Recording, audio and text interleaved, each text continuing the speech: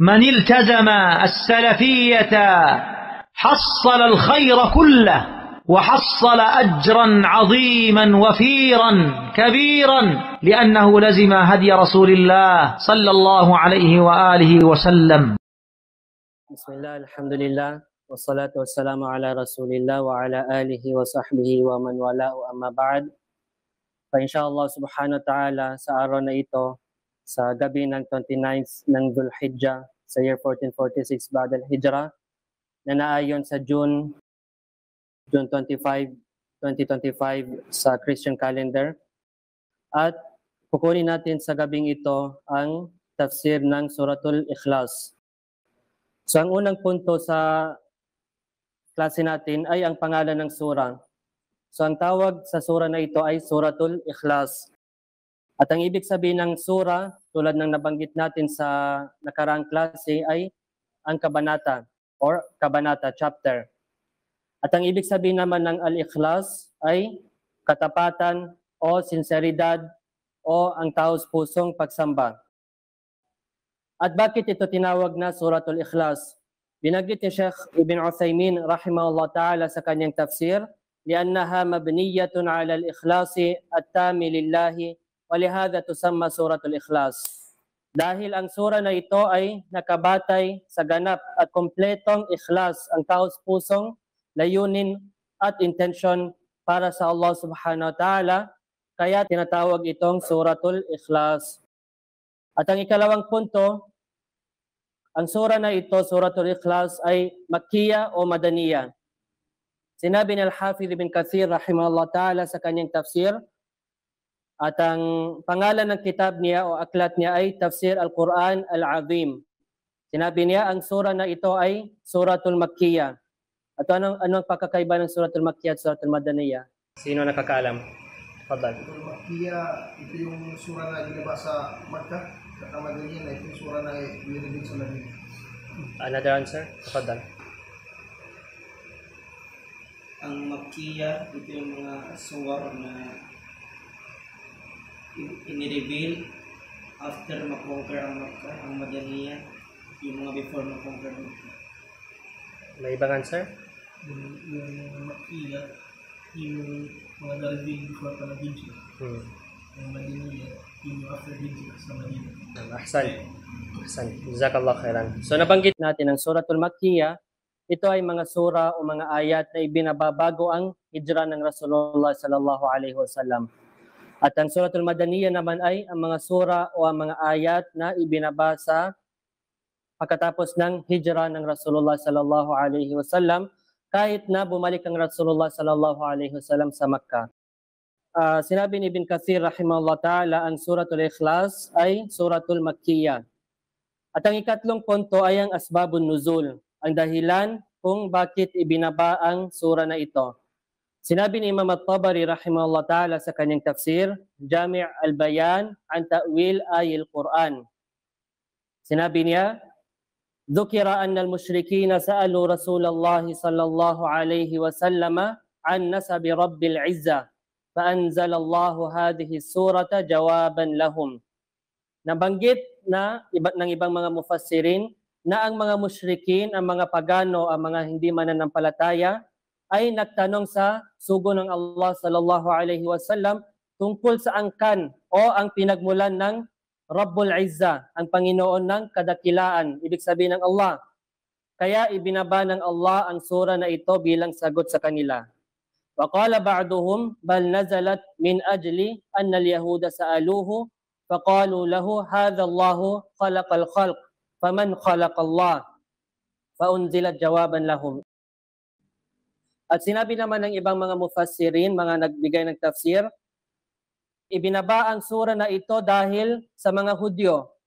Nagsabi sila o nagtanong sila sa propeta sallallahu alaihi wasallam at nagsabi sila, ito ang Allah subhanahu wa ta'ala, nilikha niya ang mga bagay, ang mga nilikha. Ngunit, sino ang naglikha sa Allah subhanahu wa ta'ala? Sino naman ang lumikha sa Allah azza wa jal? Kaya ibinaba ang sura na ito bilang sagot sa kanila. وَذَكَرَ مَنْ قَالَ أُنْزِلَتْ جَوَابًا لِلْمُشْرِكِينَ الَّذِينَ سَأَلُوهُ أَنْ يَنْسِبَ لَهُمُ الرَّبُّ تَبَارَكَ وَتَعَالَى. intaha kalamuhu.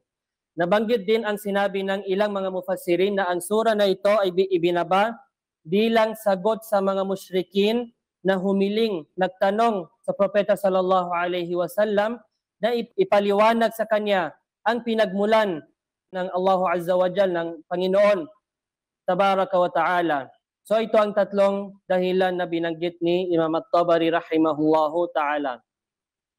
At ang ikaapat na punto, ang mga fadail o ang mga kabutihan ng Suratul Ikhlas. At babanggitin natin 7 fadila mula sa mga fadail ng Suratul Ikhlas. Ang una dito ay ang Suratul Ikhlas ay katumbas ng 1/3 ng Quran, 1/3 ng Quran. Mula kay Qatada bin Nu'man radiyallahu anhu anna rajula qama fi zamanin Nabiy sallallahu alaihi wasallam. Mula kay Qatada ibn Nu'man, naway kalugdan siya ng Allah, na ang isang lalaki ay tumayo, ibig sabihin sa sala, sa panahon ng propeta sallallahu alaihi wasallam. Yaqra'u minas sahari qul huwallahu ahad la yazidu 'alayha.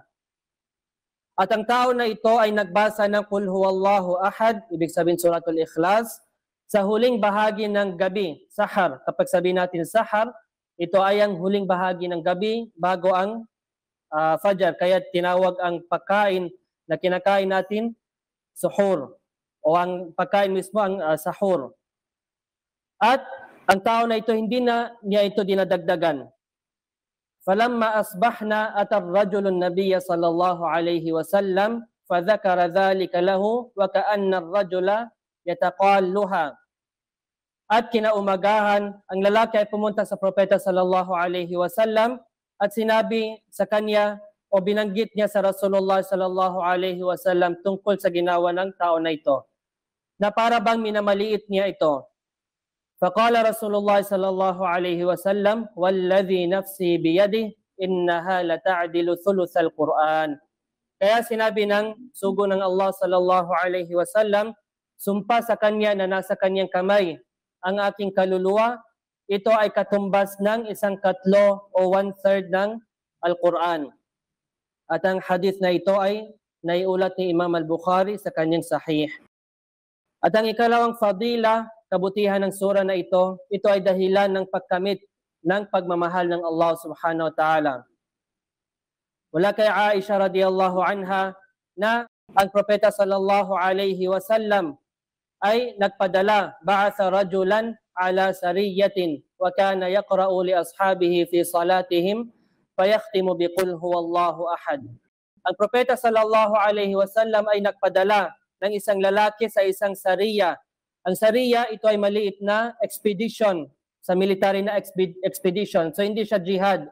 Kapag sabihin natin jihad, ito yung marami ang magpunta para sa jihad. Pero ang sariya, ito yung kumbaga maliliit na mga mission, expedition, na konti lang ang sumasali dito. At hindi sumasali dito ang propeta sallallahu alaihi wasallam.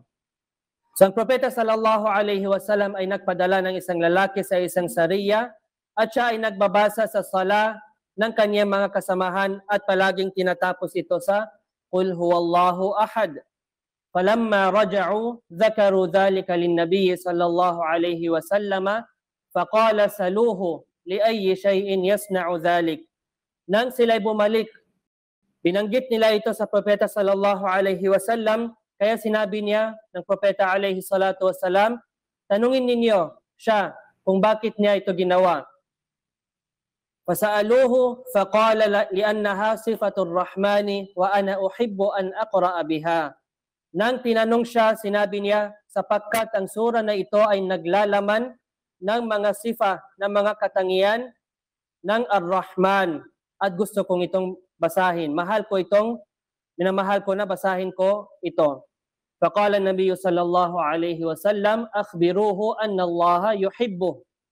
Kaya sinabi ng propeta sallallahu alaihi wasallam, sabihin ninyo sa kanya na minamahal siya ng Allah subhanahu wa ta'ala. At ang hadith na ito ay nasa Sahih Al-Bukhari.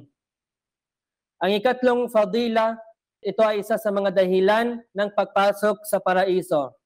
Mula kay Abu Hurairah radiyallahu anhu, na narinig ng propeta sallallahu alaihi wasallam ang isang lalaki na nagbabasa ng qul huwallahu ahad. Kaya sinabi niya, wajabat. Ito ay naging tiyak. Faqalu, ya Rasulullah, ma wajabat? Sinabi ng mga sahaba, o sugo ng Allah, ano ang wajabat? Ano ang naging tiyak? Sinabi niya, wajabat lahul jannah. Naging tiyak para sa kanya ang paraiso. At ang hadith na ito ay inulat ni Imam Ahmad sa kanyang musnad. At sinabi ni Shaykh Al-Albani na ito ay sahih sa Sahih At-Targhib. At ang ikaapat na fadila, ito ay dahilan ng pagkaroon ng bahay sa paraiso. Sinabi ng Propeta sallallahu alaihi wasallam, man qara'a qul huwallahu ahad 10 marratin banallahu lahu baitan fil jannah. Sino man ang magbasa ng qul huwallahu ahad ng 10 beses, gagawaan sa kanya ng Allah ng isang bahay sa paraiso. At ang hadith na ito ay sahih ayon kay Shaykh Al-Albani ayon sa binanggit niya sa Sahih Al-Jami'. At ang ikalimang fadila, ito ay ruqya at isa sa mga dahilan ng paggaling ng isang tao. Ito ay isang gamot. At ang ika-anim na fadila, sapat na ito mula sa lahat ng bagay sa umaga at sa gabi. At ang dalawang kabutihan na ito ay nabanggit na natin sa nakaraang pagtitipon nang binasa natin ang tafsir ng Suratul Falaq at Suratul Nas. At ang huling fadila, huling kabutihan ng Suratul Ikhlas, binasa ito ng Propeta sallallahu alaihi wasallam sa ikalawang raka'a ng sunnah sa Salatul Fajr at sa ikatlong raka'a ng Salatul Witr. An Abi Hurairah radhiyallahu anhu anna Rasulullah sallallahu alaihi wasallam qara'a fi raka'atay al-fajr qul ya ayyuhal kafirun wa qul huwallahu ahad. Mula kay Abu Hurairah radhiyallahu anhu na ang sugo ng Allah sallallahu alaihi wasallam, siya ay nagbasa sa dalawang rak'a ng fajr ng qul ya ayyuhal kafirun, ibig sabihin sa unang rak'a, at qul huwallahu ahad, Suratul Ikhlas, sa ikalawang rak'a. At ang hadith na ito ay nasa sahih ni Imam Muslim. At mula kay Ibn Abbas radiyallahu anhuma na nagsabi, kana Rasulullah sallallahu alaihi wasallam yutiru bi salatin. Ang sugo ng Allah sallallahu alaihi wasallam ay nagsasagawa ng witr ng 3 rak'a. Yaqra'u fil ula bisabbih isma rabbikal a'la. Binabasa niya sa unang rak'a ang sabbih isma rabbikal a'la. Ibig sabihin ang suratul a'la. Wa fi thaniya biqul ya ayyuhal kafirun. At sa ikalawang rak'a naman ang suratul kafirun. Wa fi thalitha biqul huwallahu ahad. At sa ikatlong rak'a ang qul huwallahu ahad. At ang hadith na ito ay isinalaysay nina At-Tirmidhi at An-Nasa'i, Ibn Majah, at sinabi ni Shaykh Al-Albani na ang hadith na ito ay sahih sa Sahih Sunan An-Nasa'i. At babasahin natin ang mga ayat sa Suratul Ikhlas at babanggitin natin ang kahulugan ng bawat salita, ng bawat word. Pagkatapos babanggitin natin ang translation nito. Pagkatapos babasahin natin ang tafsir mula sa At-Tafsir Al-Muyassar. Sinabi ng Allah subhanahu wa ta'ala, qul huwallahu ahad. Ang ibig sabihin ng qul, tulad ng nabanggit natin, ay sabihin mo. Qul, ibig sabihin mo. Ang huwa, ibig sabihin siya. Ang ibig sabihin ng huwa ay siya. At ang ibig sabihin ng ahad ay nag-iisa. Ang ibig sabihin ng ahad ay nag-iisa. At ang translation ng aya na ito ay, sabihin mo o Muhammad sallallahu alaihi wasallam, siya ang Allah ang nag-iisa. Siya ang Allah ang nag-iisa. Binanggit sa tafsir at tafsir al-muyassar, qul ayyuhar rasul, huwallahu al-mutafarridu bil uluhiyya wal rububiyya wal asma'i was sifat la yusharikuhu ahadun fiha. Sabihin mo o sugo, siya ang Allah na nag-iisa sa kanyang uluhiyya. Anong ibig sabihin ng uluhiyya? Ibada. Ang karapatan ng Allah subhanahu wa ta'ala sa kanyang pagsamba. At siya ay nag-iisa sa kanyang rububiyya. Anong rububiyya? Ang lordship o ang pagkapanginoon ng Allah subhanahu wa ta'ala. at siya ay nag-iisa sa kaniyang mga asma wa sifat, at ito ang kaniyang mga pangalan at mga katangian. La yusharikuhu ahadun fiha, at wala siyang katambal dito. Walang sino man ang nakikibahagi sa kanya dito. Pagkatapos sinabi ng Allah subhanahu wa ta'ala, Allahus Samad. At ang ibig sabihin ng As-Samad, wala itong exact na translation, so kaya kailangan natin balikan ng tafsir na ito. At babasahin muna natin ang tafsir na ito para maintindihan natin ano ang ibig sabihin ng As-Samad. Sinabi sa Tafsir al-Muyassar, Allahu allazi kamula fi sifati syarafi wal majdi wal 'izama alladhi yaqsiduhu al-khalaiqu fi qada'il hawaiji wal raghaib.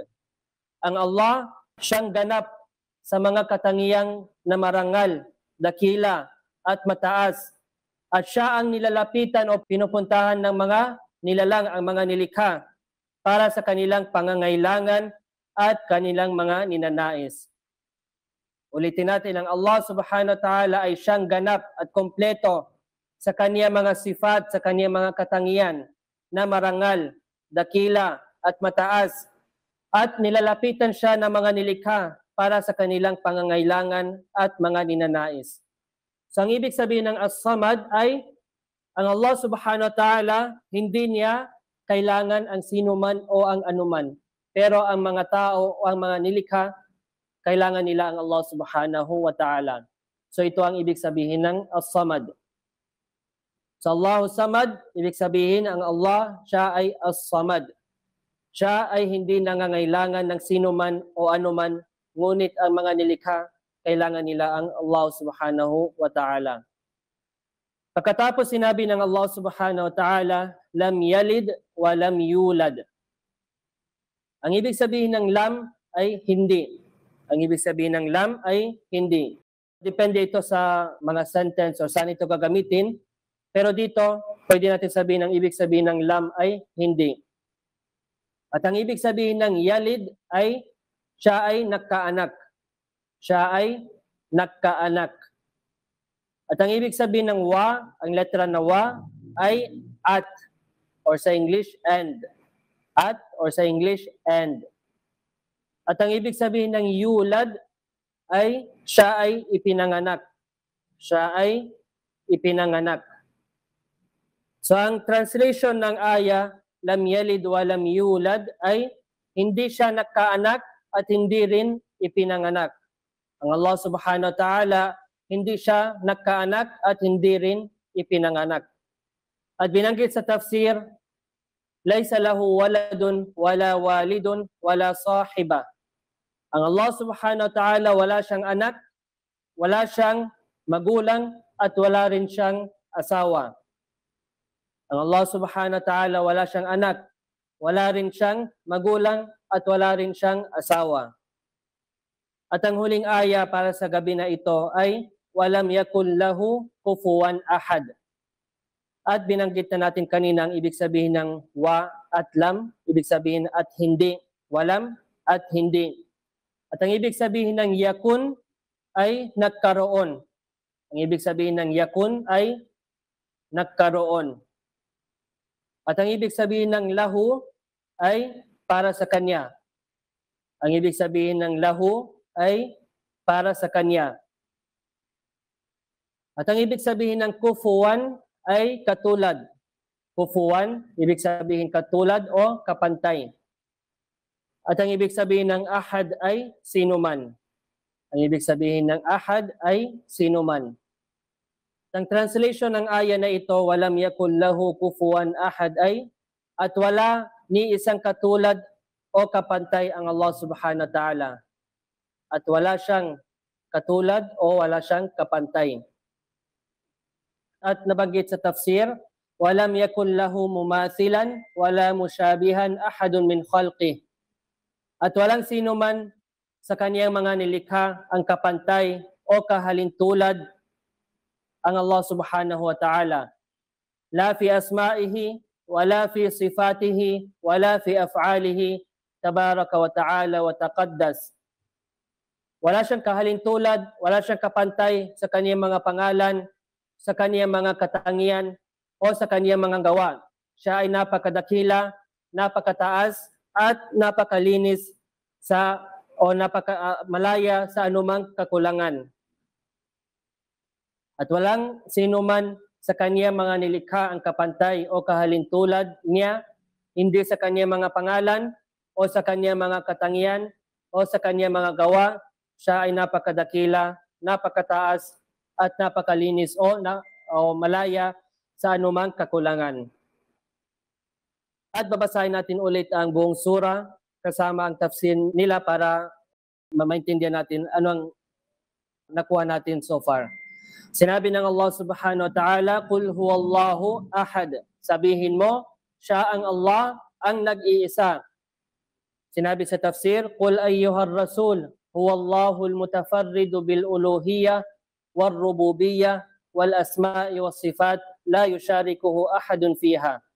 Sabihin mo, o sugo, siya ang Allah na nag-iisa sa kanyang uluhiyya, sa kanyang karapatan na sambahin siya, at sa kanyang rububiyya, ang pagkapanginoon ng Allah subhanahu wa ta'ala, at sa kanyang mga pangalan at mga katangian na walang nakikibahagi o katambal sa kanya sa mga ito. Allahu Samad, ang Allah ay As-Samad. Siya ay hindi nangangailangan ng sinuman o anuman, ngunit ang mga nilikha, kailangan nila ang Allah subhanahu wa ta'ala. Sinabi sa tafsir, Allahu alladhi kamula fi sifati syarafi wal majdi wal izama alladhi yaqsiduhu al khalaiq fi qada'il hawaiji wal raghaib.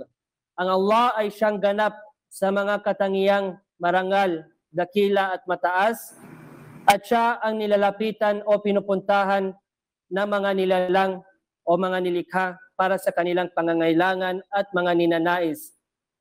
Sinabi ng Allah, lam yalid wa lam yulad. Hindi siya nagkaanak at hindi rin ipinanganak. Binanggit sa tafsir, laysa lahu waladun, wala walidun, wala sahiba. Wala siyang anak, wala rin siyang magulang, at wala rin siyang asawa. At ang huling aya, walam yakul lahu kufuwan ahad. At walang sino man na katulad o kapantay ang Allah subhanahu wa ta'ala. At binanggit sa tafsir, walam yakul lahu mumathilan, wala musyabihan ahadun min khalqih, la fi asma'ihi, wala fi sifatihi, wala fi af'alihi tabaraka wa ta'ala wa taqaddas. At walang sino man sa kaniyang mga nilikha ang kapantay o kahalintulad niya, hindi sa kaniyang mga pangalan o sa kaniyang mga katangian o sa kaniyang mga gawa. Siya ay napakadakila at napakataas at napakalinis sa anumang kakulangan. So ito ang tafsir ng Suratul Ikhlas. At sa next week, kukunin natin ang Suratul Masad. At kung padadali ng Allah subhanahu wa ta'ala, kukunin natin ang Suratul Nasr. At ang klase natin, instead ng every Thursday, is magiging every Wednesday. Kasi medyo late ko nalaman na may klase pala si Ustaz Zuhairi sa Thursday. So para makakuha rin tayo ng benefit mula sa klase ni Ustaz Zuhairi, hafidhahullah ta'ala, ililipat natin ang ating klase sa every Wednesday, 8 p.m. bidnillahi ta'ala. So klaro ba or may mga questions? Matag ng al-kalima, al-waqaddas fi Hindi? Taqaddas, pwede natin sabihin parang malaya siya sa lahat ng kakulangan. Or wala siya, hindi natin pwede ibigay ng exact na translation para doon. Kailangan natin i-translate siya as a whole, yung meaning niya talaga para maintindihan natin. So pwede natin sabihin na malinis o malaya ang Allah subhanahu wa ta'ala sa anumang kakulangan. Naktafi bihadzal qadar. Jazakumullah khairan ala husni istima'ikum. Wa sallallahu ala nabiyyina Muhammadin wa ala alihi wa sahbihi wa sallam. Wassalamu alaikum warahmatullahi wabarakatuh.